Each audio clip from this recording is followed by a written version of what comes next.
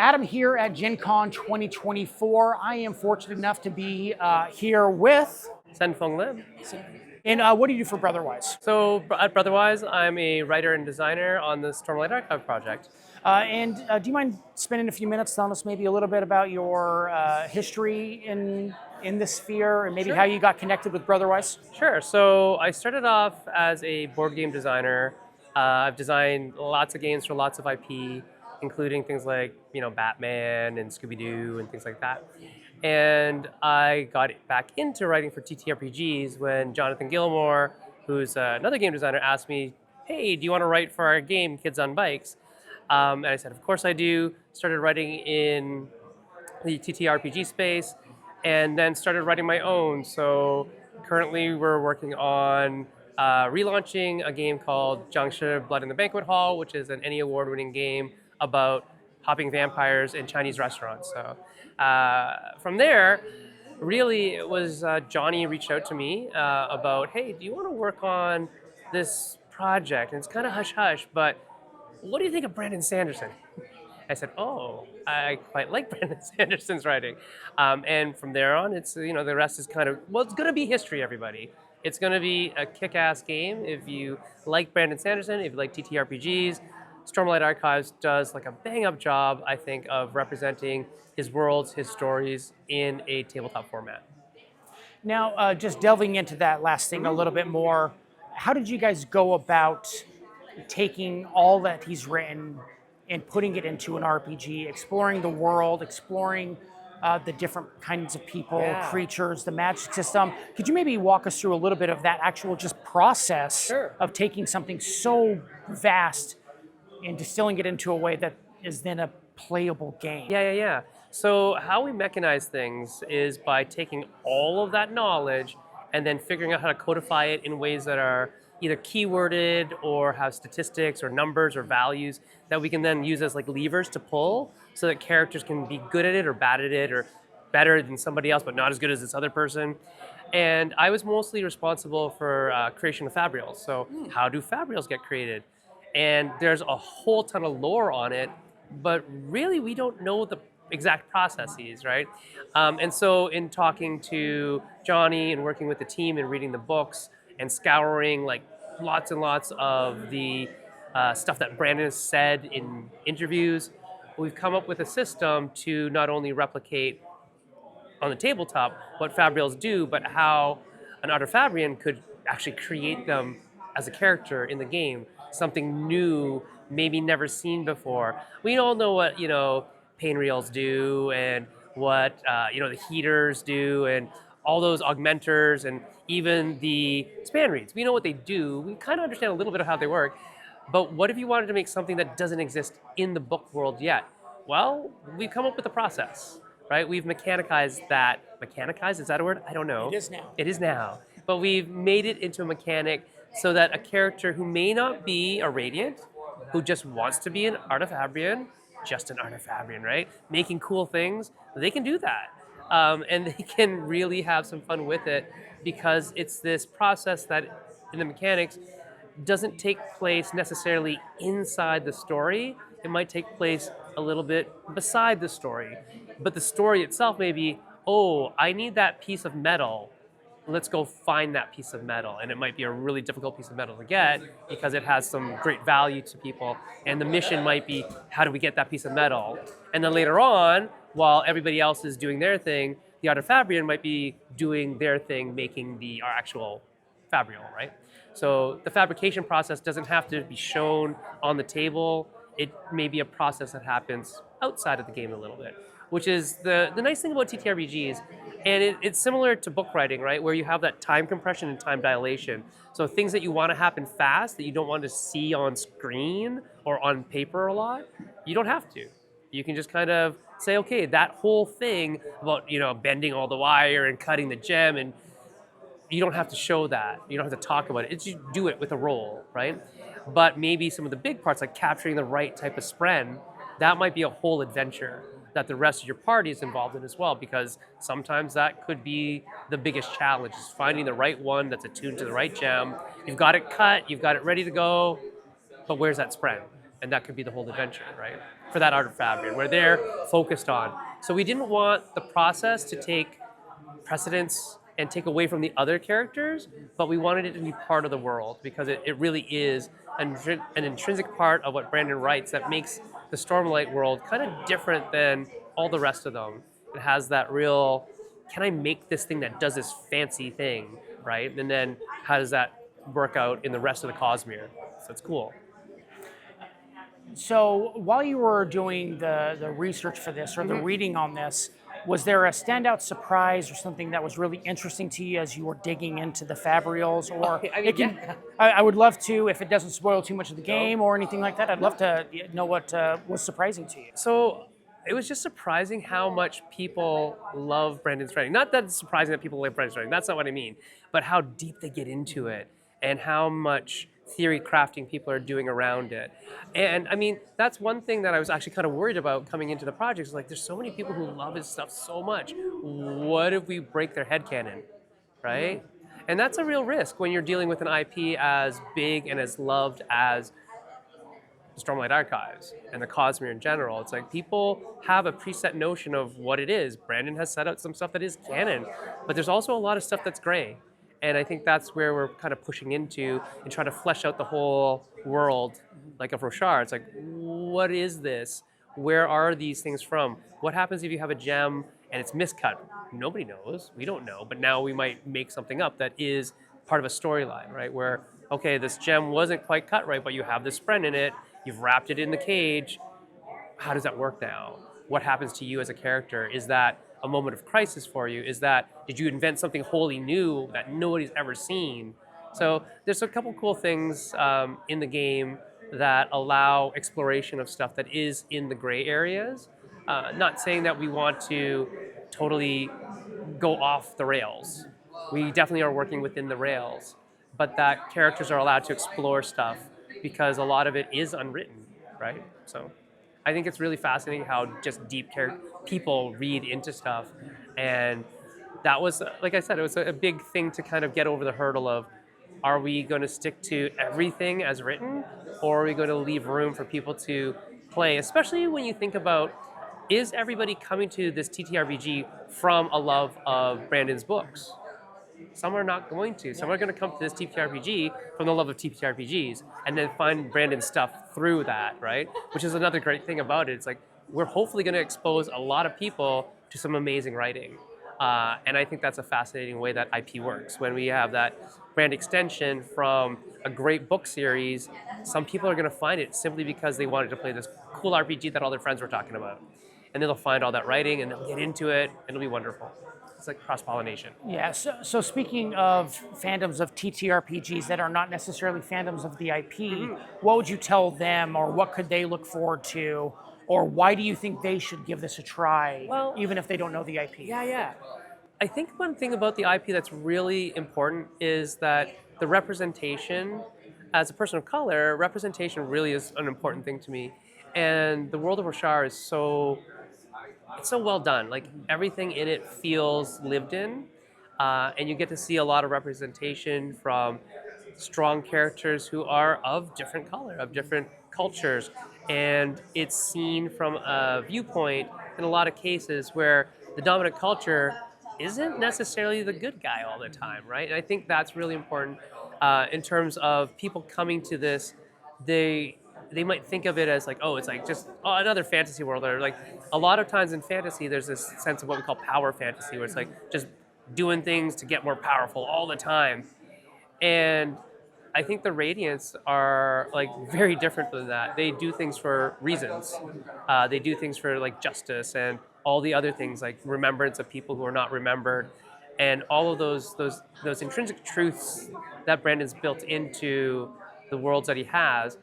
I think that is going to fascinate people. I think people are going to really think about what is it like to be somebody who is so committed to a single type of truth, in essence, and what does that mean as a player, as a character who has now access to these powers to make sure that happens, right? Make sure that people are remembered. Make sure that, you know, the world is a better place tomorrow than we left it in yesterday, right? So I think it's going to be really cool to see people turned on to all of this stuff from the Stormlight Archives.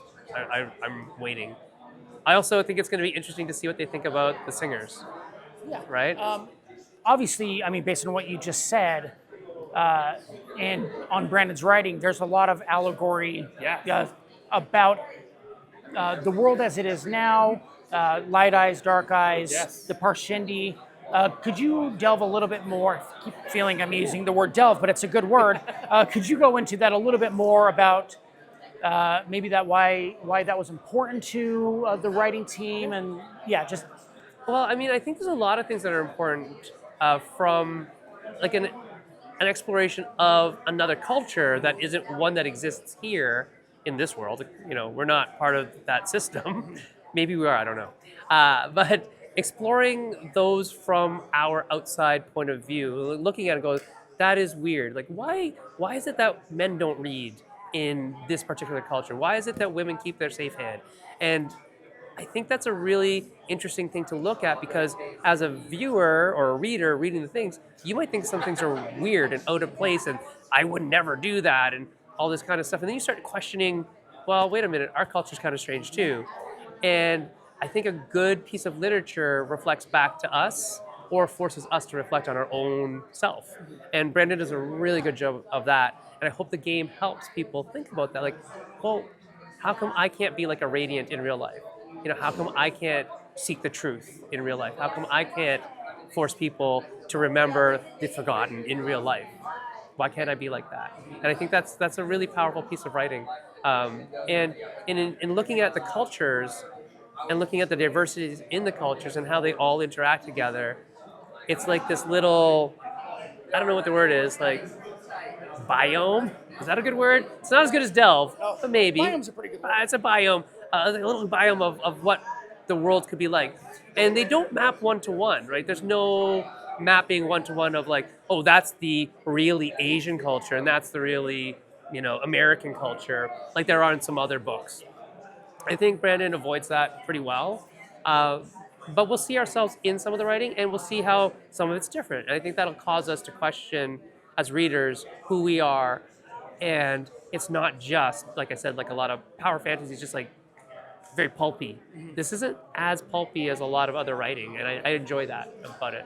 So just to dig into that a little bit more, let's say Delve delve into it a little bit more. Let's say someone does like the idea of power fantasy. Obviously, this is more than that. Yeah. But do you think this would still scratch that itch for someone? Oh, yeah. Obviously, being a Radiant or something like that. If you ever get a shard blade, you've kind of won. You kind of won at living. It's pretty cool to have a shard blade. Well, in what you said before reminds me of something I've heard Brandon say. I don't know if he coined the phrase, but he says books are empathy machines. Yeah. Would you say that the Stormlight RPG is a continuation of that, or maybe just TTRPGs are a 100%. continuation of that? So there's a book by Elizabeth Sempat called Empathy Engines, which is about games as empathy engines and empathy machines. Okay. And I think narrative, anything that has like a little bit of narratology and a little bit of ludology, so both the mechanical side and the story side, is by human nature going to get us to think a little bit deeper if there's a really good story and there's a little bit of mechanics around. Like, why are mechanics this way? Why do Radiants get X? Why do non-Radiants not get X? Is that good? Is that fair? Why should I play a non-Radiant character? It's actually a question we've asked ourselves many, many times. Because, well, if everybody's a Radiant, then it's all equal-ish. And is that fun? But sometimes, like, it's interesting when you think about, say, the Justice League, right? How Batman is like almost everybody's sort of favorite-ish character. He's not mine, but Batman's good. But a lot of people like Batman, is what I'm saying. And he's like the least powerful of everybody in the Justice League.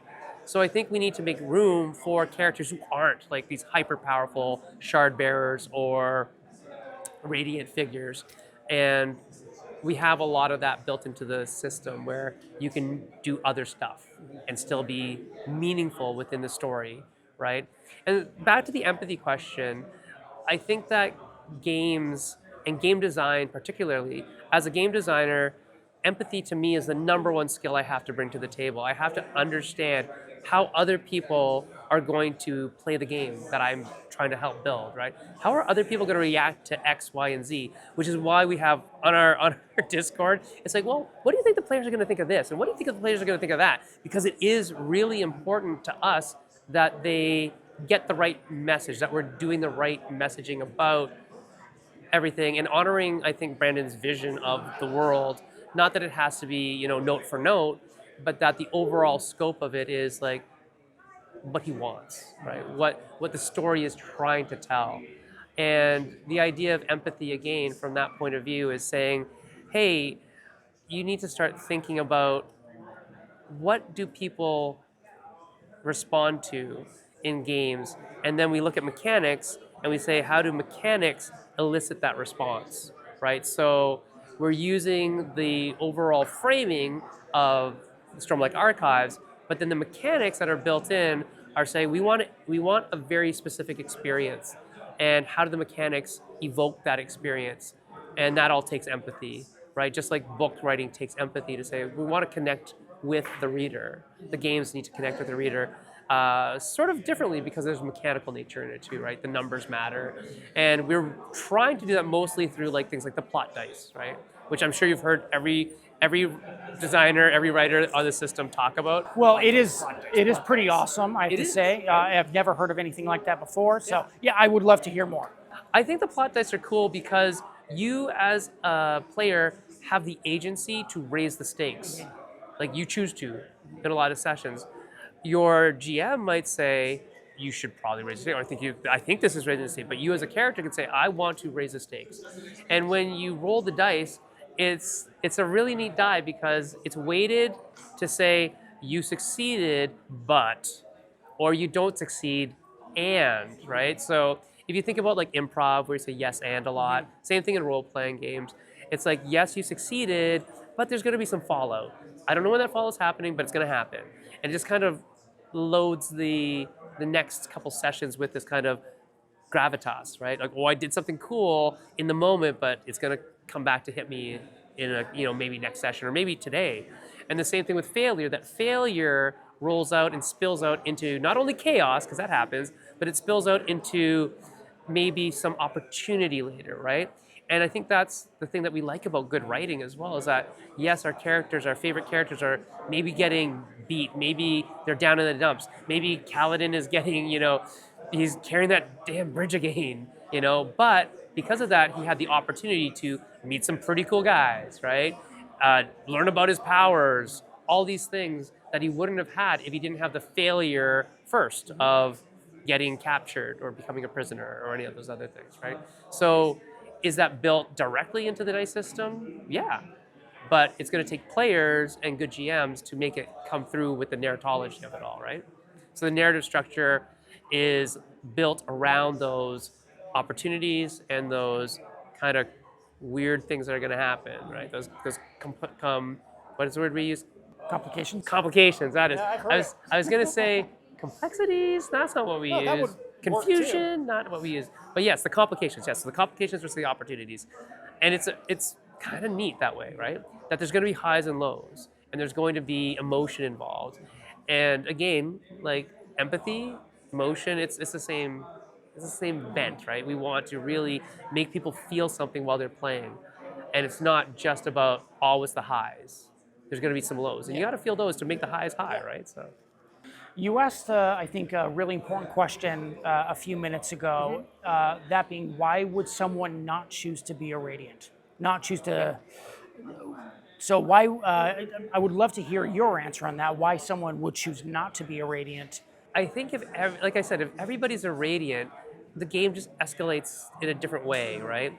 But if some people aren't Radiants, or some people aren't even able to be Radiants for whatever reason that might be, I think you're going to have a richer depth of interesting characters.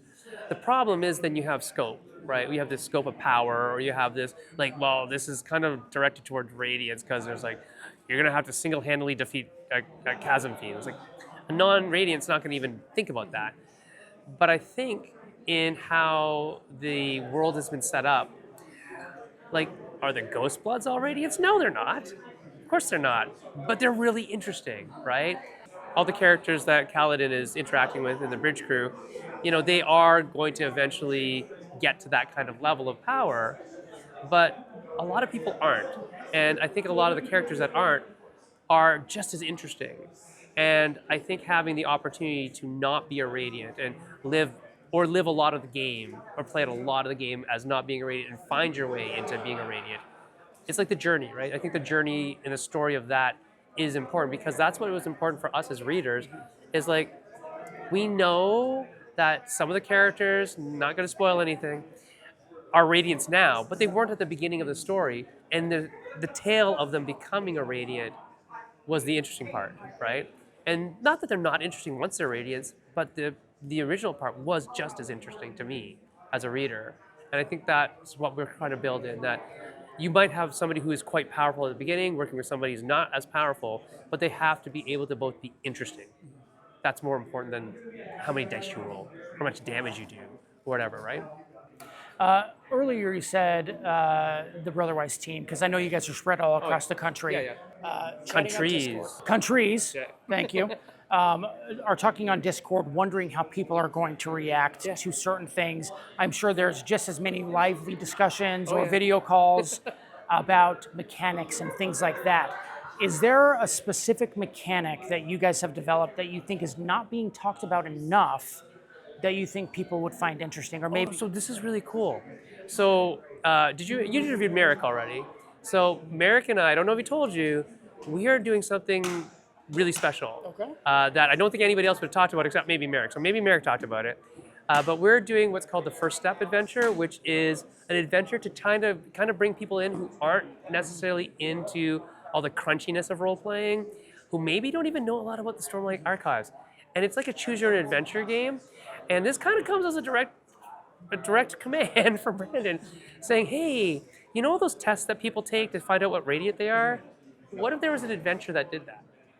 But they're not having to roll a lot of dice, and they're not like having to read all the rules and know, if I pick this, then I can't be that. If I have a stat of this level, then I have to be that. What if they just learned who they were at the end of having an adventure by making lots of decisions? And so we've accomplished that. We've made this adventure where you're going to just be answering questions and eventually have a small combat round where you roll dice and have a little introduction to a couple other of the mechanical features of the game, like it's called an endeavor, where everybody tries to do a task, and the number of successes means that you've done it, but if you reach a number of failures before you hit the number of successes, you fail at it. And what happens after that? How does that spill out into more adventure? So you have this learning of the mechanics through this slow played game. It's actually not that slow. It's actually quite quick because all the decisions are very fast. But it's almost like a choose your own adventure story where which way do you go? What do you do? Are you going to pick up that spear and defend everybody, or are you going to run away, right? And each of those choices are tracked by the GM to lead at the end him saying, hey, these are the three most likely paths you're going to take as a character. You're most likely going to be a hunter, or you're going to be a scholar. And your radiant paths are most likely going to be an edge dancer and a dustbringer, depending on your choices. And somebody else makes totally different choices, and they'll have a different set of radiant paths and skills and professions and things like that. So it's really neat because that's never been done before. So if you're going to play the game and you want a quick way to get into it, the session is about maybe 2-3 hours to get to the end of it and have a fully developed character, not fully, like mostly developed character by the end of that, where you're like, I have a character and I didn't even have to read any rule books to do it. And that's fascinating to me. Thank you so much, Sen, for taking some time to come out and talk to us. Tell us a little bit about the game. If you'd like to learn more, you can go visit the Kickstarter page for the Stormlight RPG. It is live right now. You can, of course, always look at our blog for more information as well. But again, thank you again for all your time. We really appreciate it.